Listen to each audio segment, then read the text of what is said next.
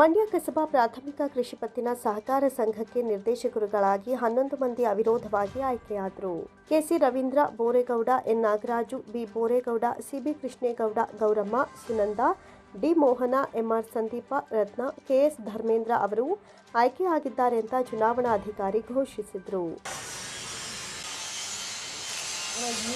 ಸಂಘದ ಮಾಜಿ ಅಧ್ಯಕ್ಷ ಎಂ ಕೃಷ್ಣ ಮಾತನಾಡಿ, 5 ವರ್ಷದ ಆಡಳಿತ ಮಂಡಳಿಯ ಚುನಾವಣೆಗೆ ಅವಿರೋಧವಾಗಿ ಆಯ್ಕೆಯಾಗಿದ್ದಾರೆ. ಇದಕ್ಕೆ ಮಂಡ್ಯ ನಗರ, ಕಲ್ಲಹಳ್ಳಿ, ಹೊಸಹಳ್ಳಿ, ಚಿಕ್ಕೇಗೌಡನದೊಡ್ಡಿ, ಚಿಕ್ಕಮಂಡ್ಯ, ಚಿಂದಗಿರಿ ದೊಡ್ಡಿಯ ಸಹಕಾರಿ ಬಂಧುಗಳು ಸಹಕಾರ ನೀಡಿದ್ದಾರೆ. ಸಂಘಕ್ಕೆ ಆಯ್ಕೆ ಬಯಸಿ ಹಲವರು ಅರ್ಜಿ ಸಲ್ಲಿಸಿದ್ದರು. ಸಂಘದ ಸರ್ವತೋಮುಖ ಅಭಿವೃದ್ಧಿಗೆ ಮುಖಂಡರು ಒಟ್ಟಾಗಿ ಸೇರಿ ನಾಮಪತ್ರಗಳನ್ನು ವಾಪಸ್ಸು ಪಡೆಯುವ ಬಗ್ಗೆ ಚರ್ಚೆ ನಡೆಸಲಾಗಿತ್ತು. ಇದು ಯಶಸ್ವಿಯಾಗಿ ಎಲ್ಲ 11 ಮಂದಿ ನಿರ್ದೇಶಕರ ಅವಿರೋಧ ಆಯ್ಕೆಗೆ ಸಹಕಾರ ನೀಡಿದ್ದಾರೆ. ಇದು ಒಳ್ಳೆಯ ಬೆಳವಣಿಗೆಯಾಗಿದೆ. ಈಗ ಸಂಘಕ್ಕೆ ಆಯ್ಕೆಯಾಗಿರುವ ನಿರ್ದೇಶಕರು ಸಂಘದ ಅಭಿವೃದ್ಧಿಗೆ ಪ್ರಾಮಾಣಿಕವಾಗಿ ಶ್ರಮಿಸುವಂತೆ ಸಲಹೆ ನೀಡಿದರು. ಕಸಬಾ ವ್ಯವಸಾಯ ಸೇವಾ ಸಹಕಾರ ಬ್ಯಾಂಕ್ನ 5 ವರ್ಷದ ಆಡಳಿತ ಮಂಡಳಿಯ ಚುನಾವಣೆಗೆ ನಿನ್ನೆ 11 ಮಂದಿ ನಿರ್ದೇಶಕರು ಅವಿರೋಧವಾಗಿ ಆಯ್ಕೆಯಾಗಿದ್ದಾರೆ. ಈ ಆಯ್ಕೆ ಆಗಲು ಕಾರಣರಾದ ಮಂಡ್ಯ ನಗರ, ಹೊಸಹಳ್ಳಿ, ಕಲ್ಲಹಳ್ಳಿ, ಚಿಂದಗಿರಿ ದೊಡ್ಡಿ, ದೇವೇಗೌಡನ ದೊಡ್ಡಿ ಮತ್ತು ಚಿಕ್ಕಮಂಡ್ಯದ ಎಲ್ಲ ಮತದಾರರ ಸಹಕಾರಿ ಬಂಧುಗಳಿಗೆ ನಾನು ಮೊದಲದಾಗಿ ಅವ್ರಿಗೆಲ್ಲರಿಗೂ ಕೂಡ ಕೃತಜ್ಞತೆಗಳು ಅರ್ಪಿಸ್ತೇನೆ. ಮತ್ತು ಯಾರ್ಯಾರು ಅರ್ಜಿ ಹಾಕಿ ಸಹಕಾರ ಸಂಸ್ಥೆಯನ್ನು ಉಳಿಸಲಿಕ್ಕೆ ಕಾರಣವಾಗಿ ತಮ್ಮ ಅರ್ಜಿಗಳನ್ನ ವಾಪಸ್ ತಗೊಂಡ್ರು ಆ ಎಲ್ಲ ಮಾನ್ಯರಿಗೂ ಕೂಡ ಅವರ ಅರ್ಜಿ ತೆಗೆದುಕೊಳ್ಳೋದಕ್ಕೆ ಸಹಕಾರ ಮಾಡಿದಂಥ ನಮ್ಮೆಲ್ಲ ಮುಖಂಡರು ಮತ್ತು ನಮ್ಮೆಲ್ಲ ಸ್ನೇಹಿತರು ಕೂಡ ನಾನು ತಮ್ಮೆಲ್ಲರೂ ಕೂಡ ಈ ಮೂಲಕ ಕೃತಜ್ಞತೆಗಳು ಅರ್ಪಿಸ್ತೇನೆ. 5 ವರ್ಷಗಳ ಕಾಲ ಏನು ನೀವು 11 ಜನ ಸದಸ್ಯರು ಆಯ್ಕೆ ಆಗಿದ್ದೀರಿ, ನೀವು ಸಂಘದ ಸರ್ವತೋಮುಖ ಅಭಿವೃದ್ಧಿಗೆ ಸಹಕಾರಿಯಾಗಿ ನಿಲ್ಲಬೇಕು, ಪಕ್ಷಾತೀತವಾಗಿ ಈ ಸಹಕಾರ ಸಂಸ್ಥೆಯನ್ನು ಉಳಿಸಬೇಕು ಅಂತೇಳಿ ಈ ಮೂಲಕ ತಮ್ಮಲ್ಲಿ ಕೋರ್ಕೊಳ್ತೇನೆ. ಹೊಸಹಳ್ಳಿಯಿಂದ ಬೋರೇಗೌಡ ರೇವಣ್ಣ ಅವರು ಆಯ್ಕೆ ಆಗಿದ್ದಾರೆ. ಚಿಂದಗಿರಿ ದೊಡ್ಡಿಯಿಂದ ನಾಗೇಗೌಡ ಆಯ್ಕೆ ಆಗಿದ್ದಾರೆ. ಮತ್ತು ಚಿಕ್ಕಮಂಡ್ಯದಿಂದ ಕೃಷ್ಣೇಗೌಡ ಆಯ್ಕೆ ಆಗಿದ್ದಾರೆ. ಮಂಡ್ಯದಿಂದ ಬೋರೇಗೌಡ, ಹಿಂದುಳಿದ ವರ್ಗ ಬಿ ಇಂದ ಮೋಹನ್ ಅವರು, ಹಿಂದುಳಿದ ವರ್ಗ ಎ ಇಂದ ಸಂದೀಪ್ ಅವರು, ಮತ್ತು ಮಹಿಳಾ ಮೀಸಲು ಕ್ಷೇತ್ರದಿಂದ ಗೌರಮ್ಮ ಮತ್ತು ಸುನಂದ ಅವರು ಆಯ್ಕೆ ಆಗಿದ್ದಾರೆ. ಪರಿಶಿಷ್ಟ ಜಾತಿ ಮೀಸಲು ಕ್ಷೇತ್ರದಿಂದ ರತ್ನ ಅವರು ಆಯ್ಕೆ ಆಗಿದ್ದಾರೆ. ಈ ಕಲ್ಲಹಳ್ಳಿಯಿಂದ ರವೀಂದ್ರ ಮತ್ತು ಸಾಲಗಾರರಲ್ಲದ ಕ್ಷೇತ್ರದಿಂದ ಧರ್ಮೇಂದ್ರ ಅವರು ಆಯ್ಕೆಯಾಗಿ ಒಟ್ಟು 11 ಮಂದಿ ಸದಸ್ಯರು ಆಯ್ಕೆಯಾಗಿದ್ದಾರೆ. ಮುಖಂಡರಾದ ಸಂಸ್ಥೆಯ ಮಾಜಿ ಅಧ್ಯಕ್ಷರಾದ KS Anand, M Ramesh, KH Shivalingaiah, Chikkalligowda, ಮಾಜಿ ನಗರಸಭಾ ಸದಸ್ಯರಾದ ಕೆ ಗೂಳಿಗೌಡ, ಶಂಕರೇಗೌಡ, ನಗರಸಭಾ ಸದಸ್ಯ ಟಿ ರವಿ ಇತರರು ಹಾಜರಿದ್ದರು. Association of alliance club international ಜಿಲ್ಲೆ 268 ಎಸ್ ಮಂಡ್ಯ ವತಿಯಿಂದ ಪ್ರಥಮ ವಾರ್ಷಿಕ ಜಿಲ್ಲಾ ಸಮ್ಮೇಳನ ಮಂಡ್ಯ ನಗರದಲ್ಲಿರುವ ಕೆವಿಎಸ್ ಭವನ ಕರ್ನಾಟಕ ಸಂಘದ ಆವರಣದಲ್ಲಿ ನಡೆಯಿತು. ಕಾರ್ಯಕ್ರಮವನ್ನು ಅಲೈ ಸಂಸ್ಥೆಯ ಜಿಲ್ಲಾ ರಾಜ್ಯಪಾಲರಾದ ಅಲೈ ಕೆಟಿ ಹನುಮಂತು ಅವರು ದೀಪ ಬೆಳಗೋದ್ರ ಮೂಲಕ ಚಾಲನೆ ನೀಡಿದರು.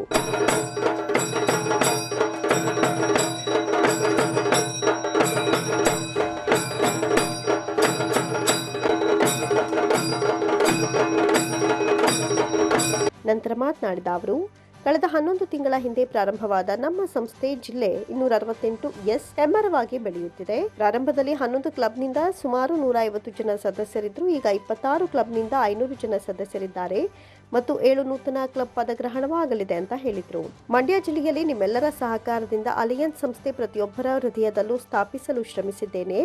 ನಮ್ಮ ಸಂಸ್ಥೆ ಈಗಾಗಲೇ 150ಕ್ಕೂ ಹೆಚ್ಚು ಸೇವಾ ಕಾರ್ಯಗಳನ್ನು ನನ್ನ ಅವಧಿಯಲ್ಲಿ ಮಾಡಿದ್ದೇನೆ. ಪರಿಸರ, ಆರೋಗ್ಯ ಇನ್ನಿತರೆ ಒಳಗೊಂಡಂತೆ ಮುಖ್ಯವಾಗಿ ಸರ್ಕಾರಿ ಶಾಲೆಗಳ ಸಬಲೀಕರಣಕ್ಕೆ ಹೆಚ್ಚು ಒತ್ತು ಕೊಟ್ಟಿದ್ದೇವೆ. ಕ್ಯಾನ್ಸರ್ ರೋಗದ ಕುರಿತು ಜಾಗೃತಿ ಮೂಡಿಸಿ 23 ರೋಗಿಗಳಿಗೆ ಪೌಷ್ಟಿಕ ಆಹಾರದ ಕಿಟ್ ಮತ್ತು 150ಕ್ಕೂ ಹೆಚ್ಚು ಟಿಬಿ ರೋಗಗಳಿಗೆ ಪೌಷ್ಟಿಕ ಆಹಾರದ ಕಿಟ್ ನೀಡಿದ್ದೇವೆ. ಹೀಗೆ ಹಲವಾರು ರೀತಿಯ ಸೇವಾ ಚಟುವಟಿಕೆಗಳನ್ನು ಮಾಡುತ್ತಿದ್ದೇವೆ ಎಂದರು. ಕಳೆದ 11 ತಿಂಗಳ ಹಿಂದೆ ಪ್ರಾರಂಭ ಆದಂಥ ನಮ್ಮ ಸಂಸ್ಥೆ ಜಿಲ್ಲೆಯಲ್ಲಿ ಒಂದು ರೀತಿ ಹೆಮ್ಮರವಾಗಿ ಬೆಳೀತಾ ಇದೆ. ಸುಮಾರು 150 ಜನ ಸದಸ್ಯರು, 11 ಕ್ಲಬ್ ಪ್ರಾರಂಭ ಆದಾಗ ನಮ್ಮಲ್ಲಿ ಇದ್ದದ್ದು. ಈಗ 23 ಕ್ಲಬ್ಬು, 500 ಜನ ಸದಸ್ಯರಿದ್ದಾರೆ.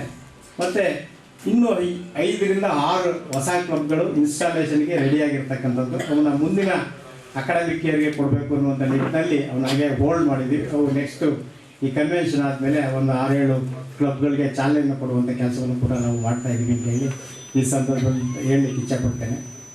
ಭಾಳ ಮುಖ್ಯವಾಗಿ ಜಿಲ್ಲೆಯನ್ನು ಹೊಸದಾಗಿ ಪ್ರಾರಂಭ ಮಾಡಿದ್ರು ಕೂಡ ನಮ್ಮ ಮಂಡ್ಯ ಜಿಲ್ಲೆಯಲ್ಲಿ ಲಯನ್ಸ್ ಬಲ ಬೇರ್ಬಿಟ್ಟಿತ್ತು. ನಾವೇನೇ ಕಾರ್ಯಕ್ರಮ ಮಾಡಿದ್ರು ಕೂಡ ಅಲಯನ್ಸ್ ಕಾರ್ಯಕ್ರಮ ಮಾಡಿದ್ರು ಕೂಡ ಲಯನ್ಸ್ ಕಾರ್ಯಕ್ರಮ ಅಂತೇಳಿ ಪತ್ರಿಕೆಗಳು ಬರ್ತಾ ಇತ್ತು. ಆದರೆ ಅದನ್ನು ಹೋಗ್ಲಾಡಿಸಿ ಅಲಯನ್ಸ್ ಸಂಸ್ಥೆ ಮಂಡ್ಯದಲ್ಲಿ ನಿಜವಾಗ್ಲೂ ಕೂಡ ನಿಮ್ಮೆಲ್ಲರ ಸಹಕಾರದಿಂದ ಇವತ್ತು ಅಲಯನ್ಸ್ ಸಂಸ್ಥೆ ಅಂತಂದರೆ ಪ್ರತಿಯೊಬ್ಬರ ಬಾಯಲ್ಲೂ ಕೂಡ ಪ್ರತಿಯೊಬ್ಬರ ಹೃದಯದಲ್ಲೂ ಕೂಡ ಅಲಯನ್ಸ್ ಸಂಸ್ಥೆಯನ್ನು ಒಂದು ಸ್ಥಾಪಿಸುವಂಥ ಕೆಲಸವನ್ನು ನಿಮ್ಮೆಲ್ಲರ ಸಹಕಾರದಿಂದ ಮಾಡಿದ್ದೀನಿ ಅಂತ ನಾನು ಘಂಟಾಘೋಷವಾಗಿ ಹೇಳ್ತೀನಿ. ಯಾವುದೇ ಸರ್ವಿಸ್ ಆ್ಯಕ್ಟಿವಿಟೀಸ್ ಎಲ್ಲ ಬಗೆಯ ಸರ್ವಿಸ್ ಆ್ಯಕ್ಟಿವಿಟೀಸ್ಗಳನ್ನು ಕೂಡ ನಾವು ನಮ್ಮ ಸಂಸ್ಥೆ ವತಿಯಿಂದ ನಿರಂತರವಾಗಿ ಒಂದು ಪರಿಸರ ಇರ್ಬೋದು, ಆರೋಗ್ಯ ಇರ್ಬೋದು, ಮತ್ತು ದಿನಗಳು, ಅಂತಾರಾಷ್ಟ್ರೀಯ ದಿನಗಳಿರ್ಬೋದು, ಎಲ್ಲವನ್ನು ಕೂಡ ನಾವು ಅಚ್ಚುಕಟ್ಟಾಗಿ ನಿರಂತರವಾಗಿ ಸುಮಾರು 150ಕ್ಕೂ ಹೆಚ್ಚು ಸೇವಾ ಕಾರ್ಯಗಳನ್ನು ನನ್ನ ಅವಧಿನಲ್ಲಿ ನಾನು ಮಾಡಿದ್ದೀನಿ. ಅದರಲ್ಲೇನು ಅಂದರೆ ಎಲ್ಲರೂ ಸಹಕಾರ ಕೂಡ ಅಷ್ಟೇ ನನಗೆ ಸಿಕ್ಕಿದೆ.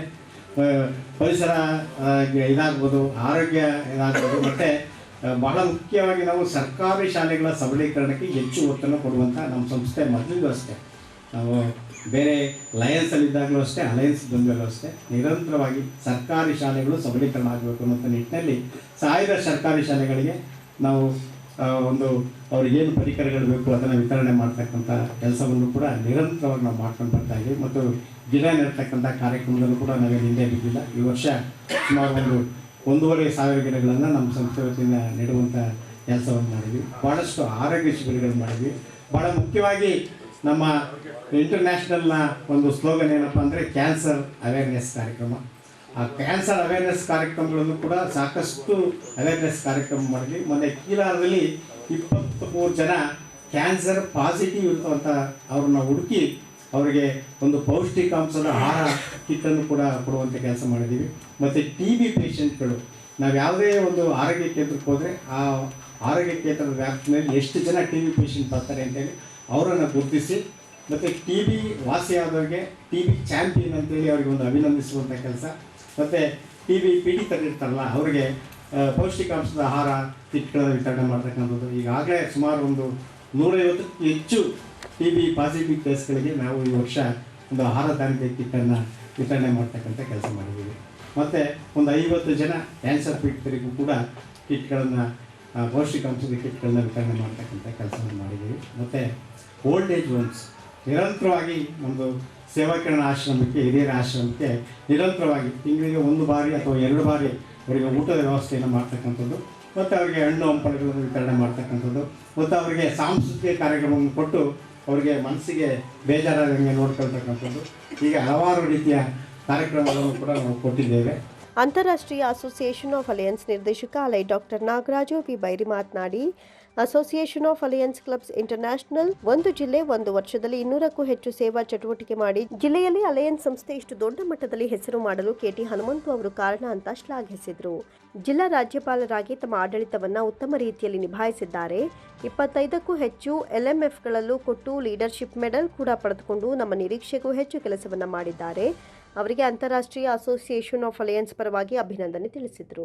ಯಾವುದೇ ಒಂದು ಮ್ಯಾನುಫ್ಯಾಕ್ಚರಿಂಗ್ ಪ್ರಾಡಕ್ಟ್ ಅದ್ರ ಮೇಲೆ made in India, made in Japan, made in China, made in America ಅಂತ ಇರ್ತದೆ. ಯಾವುದಾದ್ರು ಪ್ರಾಡಕ್ಟು ಮೇಡ್ ಟು ಸರ್ವ್ ಅಂತ ಏನಾದ್ರು ಇದ್ರೆ ಅದು KT ಹನುಮಂತ ಹೇಳ್ಬೋದು. ಅದು ದೇವ್ರು ಕ್ರಿಯೇಟ್ ಮಾಡಿರೋ ಪ್ರಾಡಕ್ಟ್, ಇಷ್ಟು ಮಾತ್ರ ಹೇಳ್ಬೋದು. ನಾವು ನಿಜವಾಗ್ಲೂ ಕೂಡ ಕನ್ಸನ್ನು ಕೂಡ ಎಣಿಸೋಕ್ಕಾಗೋದಿಲ್ಲ. ಒಂದು ಡಿಸ್ಟ್ರಿಕ್ಟು 200ಕ್ಕಿಂತ ಹೆಚ್ಚು ಆ್ಯಕ್ಟಿವಿಟಿ ಒಂದು ವರ್ಷದಲ್ಲಿ ಮಾಡ್ತಾರೆ. ಅದು ಡಿಸ್ಟ್ರಿಕ್ಟ್ ಸಪೋರ್ಟಲ್ಲಿ, ಡಿಸ್ಟ್ರಿಕ್ಟೇ 100ಕ್ಕಿಂತ ಜಾಸ್ತಿ ಆ್ಯಕ್ಟಿವಿಟಿ ಮಾಡುತ್ತೆ ಅಂತೇಳಿ. ಆಡಳಿತದಲ್ಲೂ ಕೂಡ ಭಾಳಷ್ಟು ಅವರ ಅಪ್ಲಿಕೇಶನ್ ಏನಿದೆ, ಡಿಸ್ಟ್ರಿಕ್ಟ್ ಗವರ್ನರು ಏನಾಗಿ ಮಾಡಬೇಕಾಗಿತ್ತು ಅದೆಲ್ಲವನ್ನೂ ಕೂಡ ಮಾಡಿದ್ದಾರೆ. ಕ್ಯಾಬಿನೆಟ್ 4 ಕ್ಯಾಬಿನೆಟ್ ಮೀಟಿಂಗ್ ಮಾಡಬೇಕು. ಈಗಾಗಲೇ 3 ಕ್ಯಾಬಿನೆಟ್ ಮಾಡಿ ಇನ್ನೊಂದು ಕ್ಯಾಬಿನೆಟ್ ಮೀಟಿಂಗ್ನ ನಾವು ಹೊರಗಡೆ ಮಾಡ್ತೀವಿ ಅಂತ ಹೇಳಿದ್ದಾರೆ. ಜೊತೆಗೆ PhD ಸ್ಕೂಲಿಂಗ್ ಇರ್ಬೋದು, RC ಸ್ಕೂಲಿಂಗ್ ಇರ್ಬೋದು, PhD ರಿವ್ಯೂ ಮೀಟಿಂಗ್ ಪ್ರತಿ ತಿಂಗಳು ಕೂಡ ರಿವ್ಯೂ ಮೀಟಿಂಗ್ ಇರ್ಬೋದು, ಝೋನ್ ಅಡ್ವೈಸರಿ ಇರ್ಬೋದು. ಜೊತೆಗೆ 25ಕ್ಕಿಂತಲೂ ಹೆಚ್ಚು LMFಗಳನ್ನು ಕೊಟ್ಟು ಲೀಡರ್ಶಿಪ್ ಮೆಡಲ್ ಕೂಡ ನಮ್ಮ ಹನುಮಂತ ಅವರು ತಗೊಂಡಿದ್ದಾರೆ. ಇದಕ್ಕಿಂತ ಇನ್ನೇನು ಬೇಕು ಒಬ್ಬ ಡಿಸ್ಟ್ರಿಕ್ಟ್ ಗವರ್ನರ್ ಆಗಿ? ನಾವು ಯಾವುದನ್ನು ನಿರೀಕ್ಷೆ ಮಾಡ್ಬೋದು, ಎಲ್ಲವನ್ನೂ ಕೂಡ ಮಾಡಿರ್ತಾರೆ. ಮೊದಲನೇದಾಗಿ ನಮ್ಮ ಡಿಸ್ಟ್ರಿಕ್ಟ್ ಗವರ್ನರ್ ಆದಂಥ KT ಹನುಮಂತರವ್ರಿಗೆ ಅಂತಾರಾಷ್ಟ್ರೀಯ ಅಲಯನ್ಸ್ ಅಸೋಸಿಯೇಷನ್ ಪರವಾಗಿ ಹಾರ್ದಿಕವಾದ ಅಭಿನಂದನೆಗಳನ್ನ ಕೋರ್ತಾ, ಮುಂದಿನ ಅವರ ಭವಿಷ್ಯ ಉಜ್ವಲವಾಗಿರಲಿ, ಅಲಯನ್ಸ್ನಲ್ಲಿ ದೊಡ್ಡ ನಾಯಕರಾಗಿ ಬೆಳೀಲಿ ಅಂತ ಆ ಭಗವಂತನಲ್ಲಿ ಕೋರ್ತಾ. ಇದೇ ಸಂದರ್ಭದಲ್ಲಿ ಗಣ್ಯರು ಕಿರಗಂದೂರು ಹೊಲಿಗೆ ತರಬೇತಿ ಕೇಂದ್ರಕ್ಕೂ ಹೊಲಿಗೆ ಯಂತ್ರ ವಿತರಣೆ ಮಾಡಿದರು. ಸಮ್ಮೇಳನದಲ್ಲಿ ಅಂತಾರಾಷ್ಟ್ರೀಯ ಅಸೋಸಿಯೇಷನ್ ಆಫ್ ಅಲಯನ್ಸ್ 2ನೇ ರಾಜ್ಯಪಾಲರಾದ ಅಲೈ ಶಾಸ್ತ್ರಿ, ಮಾಜಿ ನಿರ್ದೇಶಕ ಅಲೈ ದಿವಾಕರ್, ಅಲೈ ಮುನಿಯಪ್ಪ, ಅಲೈ ಅಜಂತ ರಂಗಸ್ವಾಮಿ, ಅಲೈ ಮಾದೇಗೌಡ, ಅಲೈ ಶಶಿಧರ್, ಅಲೈ ಚಂದ್ರಶೇಖರ್, ಅಲೈ ರಾಕೇಶ್ ರಾಜ್, ಅಲೈ ಅಪ್ಪಾಜಿ, ಅಲೈ ಮಂಜುನಾಥ್, ಅಲೈ ನಾಗರಾಜ್, ಅಲೈ ರತ್ನಮ್ಮ, ವಸಂತಮ್ಮ, ಲೋಕೇಶ್ ಸೇರಿದಂತೆ ಇನ್ನಿತರರು ಹಾಜರಿದ್ದರು. ಮಂಡ್ಯ ತಾಲೂಕು ಹೊಳಲು ಗ್ರಾಮದಲ್ಲಿ ನೂತನವಾಗಿ ನಿರ್ಮಿಸಿರುವ ಶ್ರೀ ಮುನೇಶ್ವರ ಸ್ವಾಮಿ, ಶ್ರೀ ಪಾರ್ವತಮ್ಮ ದೇವಿ, ಶ್ರೀ ದೊಡ್ಡಮ್ಮ ತಾಯಿ ಹಾಗೂ ಶ್ರೀ ಚಿಕ್ಕಮ್ಮ ದೇವಿ ದೇವಸ್ಥಾನ ದೇವರುಗಳ ವಿಗ್ರಹ ಪ್ರತಿಷ್ಠಾಪನಾ ಕಾರ್ಯಕ್ರಮ ಜರುಗಿತು. ದಿನಾಂಕ 6/2/2025 ಗುರುವಾರ ಸಂಜೆ ಗುರು ಗಣಪತಿ ಪೂಜೆ, ನವಗ್ರಹ ಪೂಜೆ, ವಾಸ್ತುಪೂಜೆ, ಗಣಪತಿ ಹೋಮ, ನವಗ್ರಹ ಹೋಮ, ದುರ್ಗಾ ಹೋಮ, ಶಾಂತಿ ಹೋಮ ಹಾಗೂ ಮಹಾಮಂಗಳಾರತಿ ಕಾರ್ಯಕ್ರಮ ದಿನಾಂಕ 7/2/2025 ಶುಕ್ರವಾರ ಬೆಳಗ್ಗೆ 5 ಗಂಟೆಯಿಂದ 6 ಗಂಟೆಯವರೆಗೆ ಪ್ರಾಣ ಪ್ರತಿಷ್ಠೆ, ಪ್ರತಿಷ್ಠಾಪನಾ ಹೋಮ, ಅಮ್ಮನವರಿಗೆ ಪಂಚಾಮೃತ ಅಭಿಷೇಕ, ವಿಶೇಷ ಹೂವಿನ ಅಲಂಕಾರ, ಅರ್ಚನೆ, ಮಹಾಮಂಗಳಾರತಿ ನೆರವೇರಿಸಲಾಯಿತು. ದೇವತಾ ಕಾರ್ಯಕ್ರಮವನ್ನು ಮಂಡ್ಯದ ಅರ್ಚಕರಾದ ಮಂಜು ಉಡುಪ ತಂಡದವರಿಂದ ಪೂಜಾ ವಿಧಿವಿಧಾನವನ್ನು ನೆರವೇರಿಸಿಕೊಟ್ಟರು.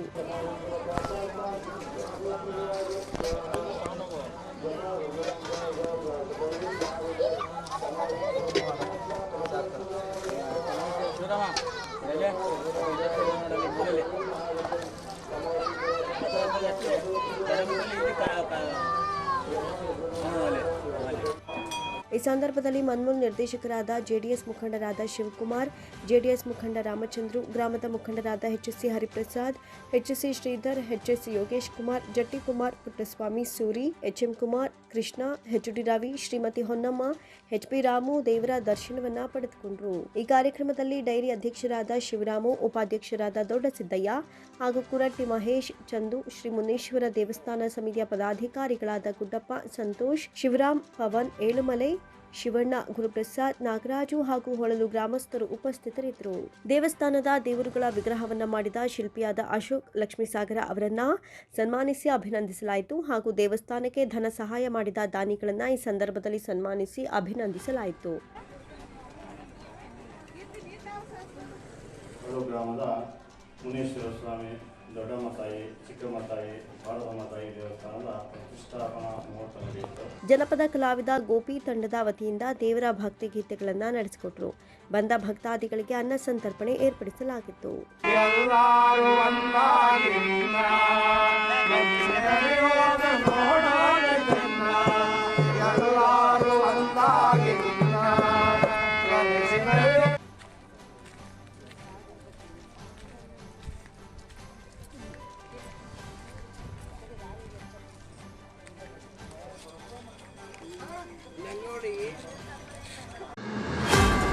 ರಥಸಪ್ತಮಿಯ ಅಂಗವಾಗಿ ಶ್ರೀ ಪತಂಜಲಿ ಯೋಗ ಶಿಕ್ಷಣ ಸಮಿತಿಯಿಂದ ಸಾಮೂಹಿಕ ಸೂರ್ಯ ನಮಸ್ಕಾರ ಕಾರ್ಯಕ್ರಮವನ್ನು ಫೆಬ್ರವರಿ 9ರಂದು ಬೆಳಗ್ಗೆ 5:30ರಿಂದ 7:30ರವರೆಗೆ ನಗರದ ಜಿಲ್ಲಾಧಿಕಾರಿ ಕಚೇರಿ ಮುಂಭಾಗದ ಕಾವೇರಿ ಉದ್ಯಾನದಲ್ಲಿ ಹಮ್ಮಿಕೊಳ್ಳಲಾಗಿದೆ ಅಂತ ಸಮಿತಿಯ ಜಿಲ್ಲಾ ಸಂಚಾಲಕ ರವಿ ವಿಬಿ ತಿಳಿಸಿದರು. ಸುದ್ದಿಗೋಷ್ಠಿಯಲ್ಲಿ ಮಾತನಾಡಿದ ಅವರು, ಸಮಿತಿಯ ವತಿಯಿಂದ ಉದ್ಯಾನವನದಲ್ಲಿ ನಡೆಯಲಿರುವ ಸಾಮೂಹಿಕ 108 ಸೂರ್ಯ ನಮಸ್ಕಾರ ಕಾರ್ಯಕ್ರಮದಲ್ಲಿ ನಗರದ ಎಲ್ಲ ಯೋಗ ನಿರತ ಸಂಘ ಸಂಸ್ಥೆಗಳು, ಸಾರ್ವಜನಿಕರು ಮತ್ತು ಎಲ್ಲ ಯೋಗಾಸಕ್ತ ಹಾಗೂ ವಿದ್ಯಾರ್ಥಿಗಳು ಭಾಗವಹಿಸಲಿದ್ದಾರೆ ಎಂದರು. ಸಮಿತಿಯ ವತಿಯಿಂದ ಯೋಗ ಶಿಕ್ಷಣ ಪಡೆಯುತ್ತಿರುವ 200 ಯೋಗ ಪಟುಗಳು ಭಾಗವಹಿಸಲಿದ್ದು, ಸಾಮೂಹಿಕ ಸೂರ್ಯ ನಮಸ್ಕಾರ ಕಾರ್ಯಕ್ರಮದಲ್ಲಿ 350ಕ್ಕೂ ಹೆಚ್ಚು ಯೋಗ ಪಟುಗಳು ಭಾಗವಹಿಸುವ ನಿರೀಕ್ಷೆ ಇದೆ ಅಂತ ಪ್ರಶ್ನೆಗೆ ಉತ್ತರಿಸಿದರು. ಮಂಡ್ಯ ನಗರದ ಬಂದೇಗೌಡ ಬಡಾವಣೆಯ ಗಾಯತ್ರಿ ಭವನ, ಜಿಲ್ಲಾ ಪಂಚಾಯಿತಿ ಬಳಿಯ ರೆಡ್ ಕ್ರಾಸ್ ಕಟ್ಟಡ, ಬಾಲಭವನ, ಹೊಸಳ್ಳಿಯ ಡಾಕ್ಟರ್ ಅನಿಲ್ ಆನಂದ್ ಅವರ ಅತಿಥಿ ಗೃಹ, ಚಂದ್ರದರ್ಶನ ಕಲ್ಯಾಣ ಮಂಟಪದ ಬಳಿ ಗೀತಾ ಪ್ರೌಢಶಾಲೆ, ಕಲ್ಲಳ್ಳಿಯ ಶ್ರೀಕಂಠೇಶ್ವರ ದೇವಾಲಯದ ಆವರಣ, ಕರ್ನಾಟಕ ಸಂಘದ ಆವರಣದಲ್ಲಿ ಯೋಗ ತರಬೇತಿ ನೀಡಲಾಗುತ್ತೆ ಅಂತ ಮಾಹಿತಿ ನೀಡಿದರು. ನಗರದಲ್ಲಿ ನಡೆಯಲಿರುವ ಯೋಗ ತರಬೇತಿಗಳ ಹೆಚ್ಚಿನ ಮಾಹಿತಿಗಾಗಿ ಶಂಕರನಾರಾಯಣ ಶಾಸ್ತ್ರಿ 9880078484, ರವಿ ವಿಬಿ 9448038676, ಗೋಪಿಕಾ 7406343207 ಅವರುಗಳನ್ನು ಸಂಪರ್ಕಿಸಬಹುದಾಗಿದೆ.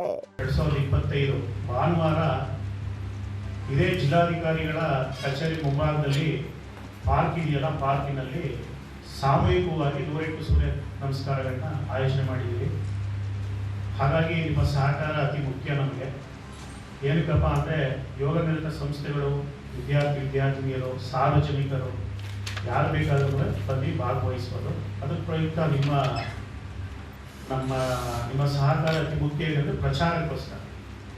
ಮಾಡುವಂಥ ಕಾರ್ಯಕ್ರಮ ಅರಿವು ಕಾರ್ಯಕ್ರಮ ಮಾಡ್ತಾ ಇರೋದ್ರಿಂದ ನಿಮ್ಮ ಸಹಕಾರ ಬೇಕಾಗಿದೆ. ಹಾಗಾಗಿ ಇವತ್ತಿನ ಸಬ್ಜೆಕ್ಟ್ ಇಷ್ಟೇ. ಸಾಧ್ಯವಾದರೆ ನೀವು ಎಲ್ಲ ನಿಮ್ಮ TV ಚಾನೆಲ್ಗಳಲ್ಲಿ ಸಾಧ್ಯವಾದ ಪ್ರಚಾರ ಮಾಡಿ, ದಿನಪತ್ರಿಕೆಗಳಲ್ಲಿ ಪ್ರಚಾರ ಮಾಡಿ. ನಾಳೆ ಕಾರ್ಯಕ್ರಮಕ್ಕೆ 7 ಗಂಟೆಗೆ ನೀವು ಅಲ್ಲಿ ಬಂದು ನಮ್ಮ ವಿಡಿಯೋ ರೆಕಾರ್ಡ್ ಮಾಡಿ ನೀವು ಪ್ರಚಾರ ಮಾಡಿದ್ರೆ ತುಂಬ ಅನುಕೂಲ ಆಗುತ್ತೆ, ಅವೇರ್ನೆಸ್ ಉಂಟು. ಯಾಕಂದರೆ ನಾವು ಇಡೀ ವರ್ಲ್ಡ್ ವೈಡ್ ಇದೆ ನಮ್ಮ ಶಾಪಿಗಳು, ಎಲ್ಲ ಕಡೆಯಲ್ಲೂ ಉಚಿತವಾಗಿ ನಾವು ಯೋಗಾಭ್ಯಾಸನ ಕಲಿಸ್ತಾ ಇದ್ದೀವಿ. ಉಚಿತವಾಗಿ ಯಾವುದೇ ಥರದ ಫೀಸ್ ತೊಗೊಳ್ಳಲ್ಲ. ಸೊ ಹಾಗಾಗಿ ಸಾರ್ವಜನಿಕರಿಗೆ ಅನುಕೂಲ ಆಗಲಿ ಅನ್ನೋ ರೀತಿಯಲ್ಲಿ ಸಾಮೂಹಿಕ ಮಾಡ್ತಾ ಇದ್ದೀವಿ. ನಿಮ್ಮ ಸಹಕಾರ ನಮಗೆ ಅತಿ ಮುಖ್ಯ. ಸುದ್ದಿಗೋಷ್ಠಿಯಲ್ಲಿ ಮಾಜಿ ಜಿಲ್ಲಾ ಸಂಚಾಲಕ ಶಂಕರ ನಾರಾಯಣ ಶಾಸ್ತ್ರಿ, ಸತೀಶ್, ಗೋಪಿಕಾ, ಪದ್ಮಸಾಗರ್, ಬಾಲಸುಬ್ರಹ್ಮಣ್ಯ ಹಾಜರಿದ್ದರು. ಎಲ್ಲ ಬಡವರಿಗೂ ನಿವೇಶನ, ವಸತಿ ಮತ್ತು ಬಗರ್ ಹುಕುಂ ಸಾಗುವಳಿದಾರರಿಗೆ ಹಕ್ಕುಪತ್ರಕ್ಕಾಗಿ ಜಾಗತಿಕ ಬಂಡವಾಳ ಹೂಡಿಕೆದಾರರ ಸಭೆಯನ್ನು ವಿರೋಧಿಸಿ ಫೆಬ್ರವರಿ 10ರಂದು ಬೆಂಗಳೂರಿನಲ್ಲಿ ರೈತ ಕೂಲಿ ಕಾರ್ಮಿಕರ ಬೃಹತ್ ಅನಿರ್ದಿಷ್ಟಾವಧಿ ಧರಣಿ ನಡೆಸಲಾಗುತ್ತೆ ಅಂತ ಕರ್ನಾಟಕ ಪ್ರಾಂತ ರೈತ ಸಂಘದ ಅಧ್ಯಕ್ಷರಾದ NL ಭರದ್ರಾಜ್ ತಿಳಿಸಿದರು. ಅವರು ಮಳವಳ್ಳಿ ತಾಲೂಕಿನ ಹಲಗೂರು ಹಾಗೂ ಒಳಗೆರೆದೊಡ್ಡಿಯಲ್ಲಿ ರೈತ ಕೂಲಿಕಾರರ ಸಭೆಯನ್ನುದ್ದೇಶಿಸಿ ಮಾತನಾಡುತ್ತಾ, ದೇಶಕ್ಕೆ ಸ್ವಾತಂತ್ರ್ಯ ಬಂದು 77 ವರ್ಷ ಕಳೆದರೂ ಪ್ರತಿಯೊಬ್ಬ ಮನುಷ್ಯನಿಗೆ ವಾಸಿಸಲು ಒಂದು ಸ್ವಂತ ಸೂರಿಲ್ಲ, ದುಡಿಯಲು ಉದ್ಯೋಗವಿಲ್ಲ, ಉತ್ತಮ ಶಿಕ್ಷಣ ಹಾಗೂ ಆರೋಗ್ಯ ರಕ್ಷಣೆ ಇಲ್ಲದಿರುವುದು ಈ ದೇಶದ ದುರಂತವಾಗಿದೆ. ಜಾಗತಿಕ ಬಂಡವಾಳ ಹೂಡಿಕೆದಾರರ ಹೆಸರಿನಲ್ಲಿ ದೊಡ್ಡ ದೊಡ್ಡ ಉದ್ಯಮಪತಿಗಳಿಗೆ ಸಾವಿರಾರು ಎಕರೆ ಭೂಮಿಯನ್ನು ಉಚಿತವಾಗಿ ನೀಡೋದು, ವಿದ್ಯುತ್, ನೀರು, ತೆರಿಗೆ ಮನ್ನಾ ಸೇರಿದಂತೆ ಇತರೆ ಸೌಲಭ್ಯಗಳನ್ನು ನೀಡಲು ತುದಿಗಾಲಲ್ಲಿ ನಿಂತಿರುವ ಬಿಜೆಪಿ, ಕಾಂಗ್ರೆಸ್ ಸರ್ಕಾರಗಳು ಬಡವರಿಗೆ ನಿವೇಶನ, ಭೂಮಿ, ನೀರು ಕೊಡಲು ಇಚ್ಛಾಶಕ್ತಿ ಇಲ್ಲ. ರಾಜಕಾರಣಿಗಳು, ಅಧಿಕಾರಿಗಳು ಅರಣ್ಯ ಭೂಮಿ, ಗೋಮಾಳ, ಇತರೆ ಸರ್ಕಾರಿ ಭೂಮಿಯನ್ನು 16 ಎಕರೆ ವಶಪಡಿಸಿಕೊಂಡು ತೋಟ ಮಾಡಿಕೊಂಡಿದ್ದಾರೆ. ಆದರೆ 50-60 ವರ್ಷಗಳಿಂದ ಬಗರ್ ಹುಕುಂ ಸಾಗುವಳಿದಾರರಿಗೆ ಹಕ್ಕುಪತ್ರ ನೀಡಿಲ್ಲ, ನಿವೇಶನ ರಹಿತರಿಗೆ ನಿವೇಶನ ಕೊಟ್ಟಿಲ್ಲ.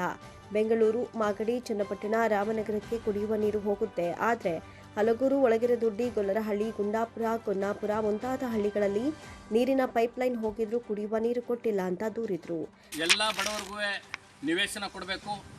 ಬಗರ್ಹುಕುಂ ಸಾಗುವಳಿದಾರರು ಕಳೆದ 40-50 ವರ್ಷಗಳಿಂದ ಏನು ವ್ಯವಸಾಯ ಮಾಡ್ಕೊಂಡು ಬರ್ತಾ ಇದ್ದಾರೋ ಅವ್ರಿಗೆ ಹಕ್ಕುಪತ್ರವನ್ನು ಕೊಡಬೇಕು ಅಂತಕ್ಕಂಥದ್ದು. ಉದ್ಯೋಗ ಖಾತ್ರಿ ಯೋಜನೆಯಲ್ಲಿ ವರ್ಷಕ್ಕೆ 200 ದಿನಗಳ ಕಾಲ ಕೆಲಸ ಕೊಡಬೇಕು, ಜೊತೆಗೆ ದಿನವೊಂದಕ್ಕೆ 600 ರೂಪಾಯಿ ಕೂಲಿಯನ್ನು ಕೊಡಬೇಕು. ಉದ್ಯೋಗ ಖಾತ್ರಿಯಲ್ಲಿ ಕೆಲಸ ಮಾಡ್ತಾ ಇರ್ತಕ್ಕಂತಹ ಏನು ಕಾರ್ಮಿಕರಿದ್ದಾರೋ ಅವರೆಲ್ಲರನ್ನೂ ಅಸಂಘಟಿತ ಕಾರ್ಮಿಕರು ಅಂತೇಳಿ ಪರಿಗಣಿಸಿ ಅವ್ರಿಗೆ 60 ವರ್ಷ ತುಂಬಿದ ನಂತರದಲ್ಲಿ ಕನಿಷ್ಠ 5,000 ರೂಪಾಯಿ ಪಿಂಚಣಿ ಕೊಡಬೇಕು ಅಂತಕ್ಕಂಥ ವಿಚಾರ ಇರ್ಬೋದು. ಮತ್ತು ಅದ್ರ ಜೊತೆಯಲ್ಲೇ ಅವ್ರಿಗೆ ಆರೋಗ್ಯವನ್ನು ಕಾಪಾಡುವಂಥ ನಿಟ್ಟಿನಲ್ಲಿ ಅವ್ರು ಯಾವುದೇ ಆಸ್ಪತ್ರೆಗೆ ದಾಖಲಾದಂಥ ಸಂದರ್ಭದಲ್ಲಿ ಅವ್ರಿಗೆ ಚಿಕಿತ್ಸಾ ವೆಚ್ಚವನ್ನು ನೀಡಬೇಕು ಅನ್ನೋದು, ಅವರ ಕುಟುಂಬದ ಮಕ್ಕಳುಗಳಿಗೆ ಶಿಕ್ಷಣಕ್ಕೆ ಮತ್ತು ಅದೇ ರೀತಿಯಲ್ಲೇ ವಿವಾಹವಾಗ್ತಕ್ಕಂಥ ಸಂದರ್ಭದಲ್ಲಿ ಆರ್ಥಿಕವಾದಂತಹ ಸಹಾಯವನ್ನು ಸರ್ಕಾರಗಳು ನೀಡಬೇಕು ಅನ್ನುವಂಥ ನಿಟ್ಟಿನಲ್ಲಿ ಈ ಒಂದು ಹೋರಾಟವನ್ನು ನಾವು ಬೆಂಗಳೂರಲ್ಲಿ ಫೆಬ್ರವರಿ 10ನೇ ತಾರೀಕಂದು ಹಮ್ಮಿಕೊಳ್ಳಲಾಗಿದೆ.